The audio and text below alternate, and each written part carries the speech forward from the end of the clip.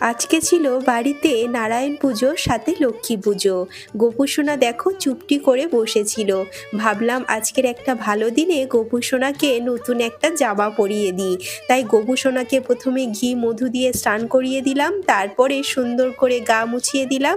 আজকের একটা নতুন জামা ও গোপুসোনার জন্য নিয়ে এসছে, মানে আমার বর। দেখো জামাটা কি সুন্দর না? আর গোপুসোনার তো নীল কালার ভীষণ প্রিয়, তাই গোপুসোনাকে নীল কালারটা পরলে খুব সুন্দর দেখাবে। দেখো জামাটাও একদম পারফেক্ট গায়ের সাথে ফিটিংস হয়েছে গোপুসোনার। দেখতে কি কিউট লাগছে না? শুধু জামা পরালে হবে নাকি, গোপুসোনাকে তো গয়না পরাতে হবে। দেখো মালাটাও গোপুসোনার মতো ছোট্ট আর খুব সুন্দর। ভগবানের জন্য যে কোনো কাজ করতে আমার না বেশ ভালো লাগে। মনটা যে কি শান্তি পায় সত্যি বলে বোঝানোর মতো নয়। দেখো আমাদের গোপুসোনা একদম রেডি। এবার সিংহাসনে বসিয়ে দেব। একের পর এক সব কাজগুলো একটু একটু করে গুছিয়ে নেব। আমার শাশুড়ি মা ননদ মিলে ওরাও হেল্প করছে। ঠাকুরমশাই আসার আগে সব কিছু রেডি যাতে হয়ে যায়, তাই একটু তাড়াহুড়োর মধ্যে সব কিছু সুন্দরভাবে গুছিয়ে নিচ্ছি। ঠাকুরগুলোকে ফুল দিয়ে সুন্দর করে সাজিয়ে তুললাম। কি সুন্দর দেখাচ্ছে, আর এত গাছে ফুল ফুটেছে আজকে। সত্যি বলতে বাইরের ফুলের দরকারই হয় না। আমাদের গঙ্গাসাগর শ্বশুর বাড়িতে ফুল কেনার কোনো প্রয়োজনই হয় না।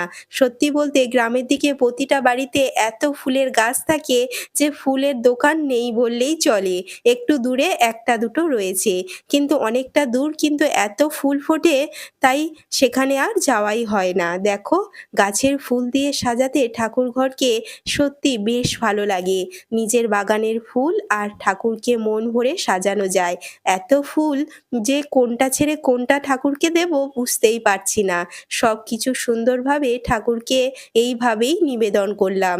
চন্দন দেয়া ঠাকুরকে হয়ে গেছে আমার। এবার ঠাকুরের প্রসাদগুলো একের পর এক রেডি করব। এখানে হয়েছে নারকেল নাড়ু, লুচি, সুজি, আরও অনেক কিছু। আর পাড়ার সবাইকে প্রসাদ দেওয়া হবে। আর নারায়ণ পুজোতে সিন্নি তো অবশ্যই থাকবে, তার ব্যবস্থাও আছে।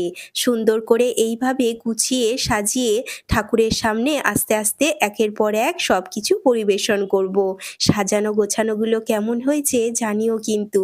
দেখো আমি আজকের অনেক সকালবেলা স্নান করে সব কিছু রেডি করা শুরু করে দিয়েছি।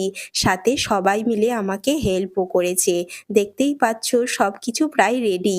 এখানে দেখো প্রসাদগুলো কিন্তু দিদি সুন্দর করে ঠাকুরের জন্য কেটে দিয়েছে।